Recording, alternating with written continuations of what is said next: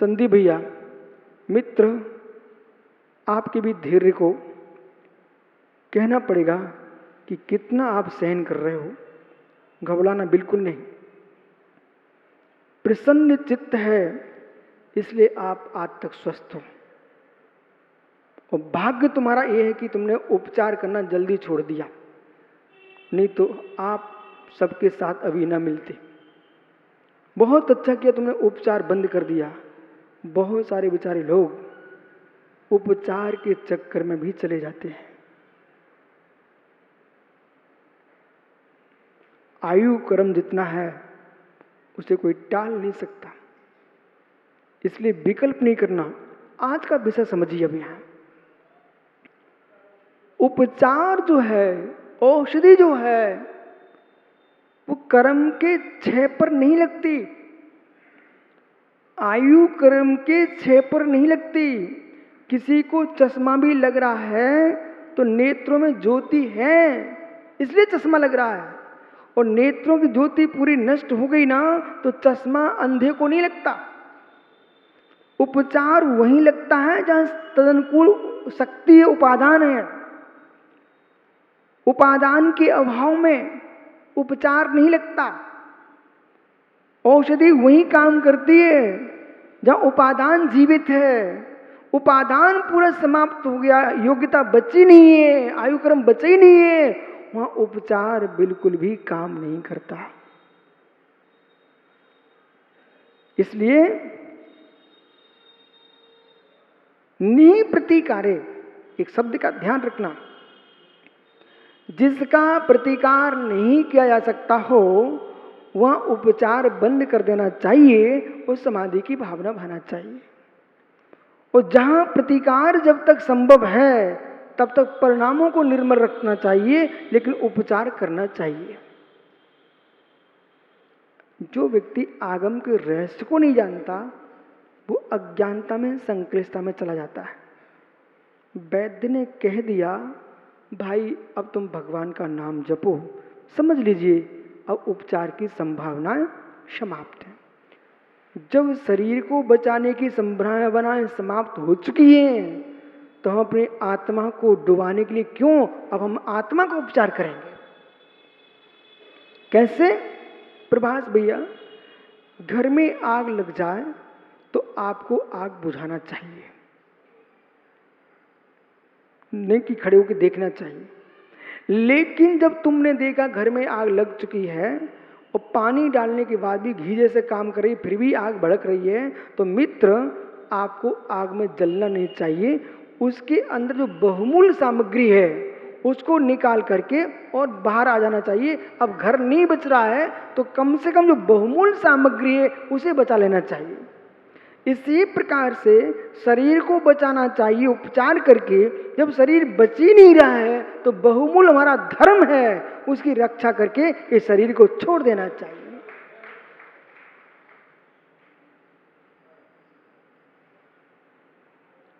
क्या अनेकांत दृष्टि से वस्तु स्वभाव की व्याख्या है। उपचार का निषेध नहीं है, उपकार का भी निषेध नहीं है, पर उपचार उपकार तभी तक संभव है जब तक उपादान है। मणिमंतों से रखा हेगेल से बिछाओ जीवानम ने शरणम तिसलो येसु। हे जीव, मणि मंत्र तंत्र भो होई मरते न बचावे कोई। मणि मंत्र तंत्र जादू टोना, हे मित्र, अंतिम समय में जीव की कोई रक्षा नहीं कर पाते। ना चरक बचे, ना सुश्रुत बचे, ना बाघभट बचे, ना उग्रदत्ताचार बचे। जितने ने आयुर्वेद शास्त्र लिखे हैं वे भी चले गए मेरे मित्र। मंत्र वाले भी चले गए, तंत्रवादी भी चले गए, और जिनके नाम से मंत्र बने हैं वे भी नहीं बचे। मृत्युंजय विधान में माला किसकी है? भगवान की है ना। वे भगवान भी तो चले गए।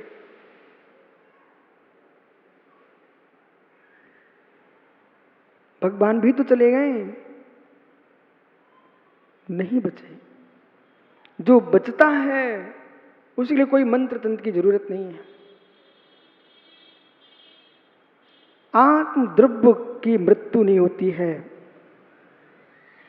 पर इतना गहनतम निर्णय जीवित जीवित जो कर लेता है वही मित्र समाधि को साध लेता है, साध लेता है। वक्तृत्व नहीं कह रहा है, क्षयिक भोग अरहंत सिद्ध का। कौन सा भोग है सारस्वत? क्षयिक भोग। क्षौष्णिक भोग का अभाव हो जाता है, वहां क्षयिक भोग होता है। अव्याभाव सुख को भोग रहे कि नहीं सिद्ध भगवान, ये अंतर्व्यापी व्यापक भोग है। कल तुम्हारा प्रश्न था कैसे हो सकता है, ये अंतर्व्यापी व्यापक भोग है। हे जीव, तू अपने ज्ञान का आनंद ले रहा कि नहीं, अपने दर्शन का आनंद ले रहा कि नहीं, सुखवीर का आनंद ले रहा कि नहीं? अंतर्व्यापी व्यापक भोग है। यथार्थ कहूं, पर संकल्प विकल्पों में अपने सुख पर दृष्टि नहीं है आपकी। जो नष्ट होने वाले हैं, जो नष्ट ही हैं, उन नष्टों पर तुम कष्ट दे रहे आत्मा को। पुनः सुनिए, जो नष्ट होने वाले हैं, नष्ट होना जिनका नियत है, उन नष्टों पर कष्ट दे रहे अपनी आत्मा को। जिन्हें भैया नष्ट होने वाले पर कष्ट, सामान सुनकर के निर्णय नहीं होगा, शास्त्रों को पढ़कर भी निर्णय नहीं होगा। ये जो मैं सुना रहा हूं आपको, कोटि कोटि सुनने सुनाने वाले संकलेशता में जीते मिले हैं। जो अंदर से समझ जाएगा, भगवान पर जितनी गहरी श्रद्धा है ना, वैसी श्रद्धा ज्ञानी रमगढ़ा ये बनाना पड़ेगी। देहे ओ मैं नहीं हूं, देहे मैं नहीं हूं, मैं ही हूं, देह देही है। फिर धन, धरती, कुटुंब, परिवार, शिष्य, शिष्याएं, ये पुण्य के सहयोग हैं, पुण्य के सहयोग हैं। सुख पुण्य का सहयोग है, दुख पाप का सहयोग है। ये भी दोनों मेरे नहीं हैं। ऐसा हल्ला नहीं करता, दुनिया में चिल्लाता नहीं है, ये भीतर निर्णय करता है। और भीतर निर्णय करके शांत चित्त से जीता है। ध्रुव सत्य ये है, दुनिया से दूर नहीं भगेगा, दुनिया से दूर रहेगा। दुनिया से दूर नहीं भगेगा, छू छू नहीं करेगा। अरे सोले के कपड़े आप पहने ना, आप दूर रहो ना। लोगों को क्यों भगाते छू छू करके? उसको तुम ऐसे मानते बिल्कुल कोई अछूत हो, और स्वयं घुसते अंदर। अपने सोले की रक्षा आप स्वयं करो ना, असोले वालों को के अंदर क्यों घुस रहे हो आप? ऐसे मित्र अपने सोले के परिणामों को स्वयं संभाल के रखेगा, असोले के भावों के अंदर घुसेगा ही नहीं वो।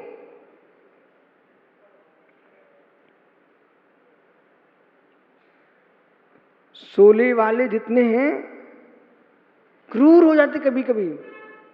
हटाओ इसको, हटाओ इसको, तो क्या उसको खत्म कर दूं, मार दूं क्या? अरे हिंसक, तेरे सोले के चक्कर में दूसरी हत्या कर दूं क्या? अरे भाई, शोले की रक्षा आप करिए, आप दूर रहिए। इसी प्रकार से तुम साधु बन गए तो असाधु को मारने की बात मत करो, तो अपने साधु स्वभाव की रक्षा करो ना। जो डॉक्टर साहब थोड़ा सा त्यागी बन जाता ना, वो सबको नंगा करना चाहता है। अरे आपकी भूल है ये। प्रत्येक जीव अपने शिवसम से नियोग से त्यागी बनेगा, उसको स्वीकार करो और अपने परिणामों की निर्मलता से उपदेश करो, आदेश मत करो। उपदेश में जिसका नियोग होगा वो सुधर जाएगा, लेकिन जो बिगड़ा हुआ है उसको हीन भावना मत भरो, वैराग्य से भर दो। उनका जो धर्म है मित्र, पत्र वाहक की भांति डाकिया दूसरे के पत्रों को इधर उधर करता रहता है, उसके अंदर लिखा क्या उसका भेदन नहीं करता। गाड़ी का टिकट काटने वाला बाबू, वो कंडक्टर क्या करता है मित्र, टिकट काट के पैसे भरता रहता है, लेकिन वो पैसे का आनंद नहीं है, पैसे बस मालिक के हैं। इसी प्रकार से जो व्यक्ति मात्र शास्त्र पढ़ के और चतुर बातें दे करके दूसरे को समझा देता है, वो मात्र डाकिया है, टिकट काटने वाला आदमी है। अनुभूति उसको होती है जो मस्तिष्क से नहीं, विवेक से, भीतर से निर्णय करते हैं, उनको भेद विज्ञान का जन्म होता है। शब्द भी विज्ञान होता है। शब्द विज्ञान, जो चतुराई के शब्द बोलना जानते हैं, 400 समझ वे मात्र शब्द पटु हैं, शब्द कुशल हैं, परंतु जो व्यक्ति अपने भावों को संभाल लेता है वो भेद वैज्ञानिक है। जो शब्द वैज्ञानिक है वो भेद विज्ञानी हो, ये नियत नहीं है। समझ में आ रहा माताओं? इसलिए शब्द वैज्ञानिकों को तुरंत हाथ में जोड़ा करो, उसको भोजन को बुलाना, और भोजन के काल में देखना कि थाली में कितना खाता है, वो क्या खाता है, और एक दिन से मालूम नहीं चलेगा, उसको 2-3 बार बुलाना। फिर तुम देखना ये सबसे पहले उठाता क्या, खाता क्या है, आलू प्याज लहसुन सब उसको चलते हैं, और रात्रि में दूध मलाई भी चलता है। समझ लेना ये शब्द रट्टू विज्ञान, शब्द वैज्ञानिक है, ये भेद वैज्ञानिक नहीं है। और अपने बचाव के लिए ये भी कह देगा चारित्र मुनि चल रहा है, अपने बचाव के लिए ये भी बोल देगा संजय कि चारित्र मुनि चल रहा है। पर सत्य ये है कि चारित्र मुनि का आश्रय लेकर के अपने पुरुषार्थ को क्यों छिपा रहे हो, भोगों में लिप्त हो रहे हो और नाम ले दिए चारित्र मुनि चल रहा है। तब मानूंगा तुम चारित्र धारण करने के लिए चल दिए हो और फिर भी धारण नहीं कर पा रहे हो, तो कहना चारित्र मुनि चल रहा है। तुमने कभी सोचा ही नहीं है चारित्र मुनि क्या कर रहा है। हो। शब्द विज्ञान, भौतिक विज्ञान, श्रुत विज्ञान, भेद विज्ञान, वीतराग विज्ञान, शब्द वैज्ञानिक जो है ना, व्याकरण, भाषा, विभाषा, भाषांतर, इनके ही खोजते रहते हैं, शब्द वैज्ञानिक है। लेकिन जो वीतराग वैज्ञानिक होना चाहता है वो भेद विज्ञान को देखता है, वो भेद विज्ञान को देख करके मात्र सम्यक दर्शन को श्रद्धा रूप ही नहीं देखता, सम्यक दर्शन को चारित्र रूप भी देखता है। सम्यक दृष्टि के पास कोई आचरण होगा कि नहीं होगा, सम्यक दृष्टि के पास कोई आचरण होगा कि नहीं होगा, प्रसन्न संवेग अनुकंपा आस्तिक जन्य आचरण उसका होगा, नियम से होगा, 8 अंगों का पालन करेगा, अवच अनीति अन्याय का त्याग करेगा। ये सम्यक दृष्टि का आचरण है, सम्यक आचरण। इसलिए बहिर्व्यापी व्यापक भोग, अंतर्व्यापी व्यापक भोग। अब आइए, ये जीव व्यवहार नए से इंद्रिय सुख दुख का भुगता है, ये जीव व्यवहारने से इंद्रिय सुख दुख का भुगता है। ये जीव अशुद्ध निश्चय से राग आदि के भावों का भुगता है। ये जीव शुद्ध निश्चय से शुद्ध चैतन्य भावों का भुगता है। ये जीव परम शुद्ध निश्चय से कर्तृत्व भूतत्व के विकल्पों से शून्य है। बराबर शून्य है, विकल्पों से शून्य है, पर भुक्तत्व भाव से शून्य नहीं है। भुक्तत्व भाव से शून्य नहीं है। भुक्तत्व भाव से शून्य हो गया ज्ञानी, बिना भोग के तो आनंद आता ही नहीं है। ज्ञानी बिना भोग के आनंद तो आता ही नहीं है। भोग के बिना योग हो ही नहीं सकता। भाई भटक मत जाना। किसी वस्तु को छोड़ने के लिए कुछ भोग होता तभी छोड़ी जाती है। हो। हे मित्र, माँ जैसे दुलार को, राजेश भैया, प्रभास जी, माँ जैसे दुलार को तुमने छोड़ दिया है तो कोई ना कोई तुमको इंद्रिय सुख दूसरा दिखाई दिया है। माँ की दूध रोटी छोड़ी है तुमने तो कहीं ना कहीं पत्नी का चटपटा भोजन तुमको दिखा है। जीतू सुन रहा ना, कहीं ना कहीं दिखा है। ऐसे ही मित्र, जो जीव संसार के घर के सुखों को छोड़ करके और साधु बन के चल दिया है, उस जीव को नियम से साधना का सुख दिखा है।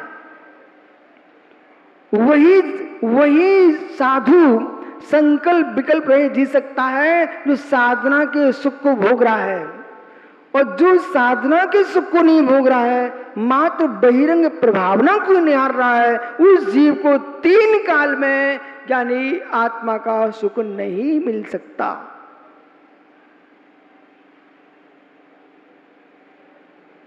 ये निर्णय तुम्हारा भगवान नहीं कराएंगे, ना गुरु कराएंगे।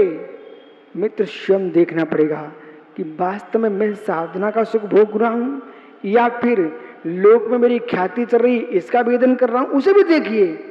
या फिर जनसंपर्क मेरा बड़ा है, आगामी हमारे विचार ऐसे संकल्प विकल्प के चल रहे हैं, इन सारे विकल्पों को स्वयं जीव को बैठ के निहारना पड़ेगा। इसी का नाम सामायिक है।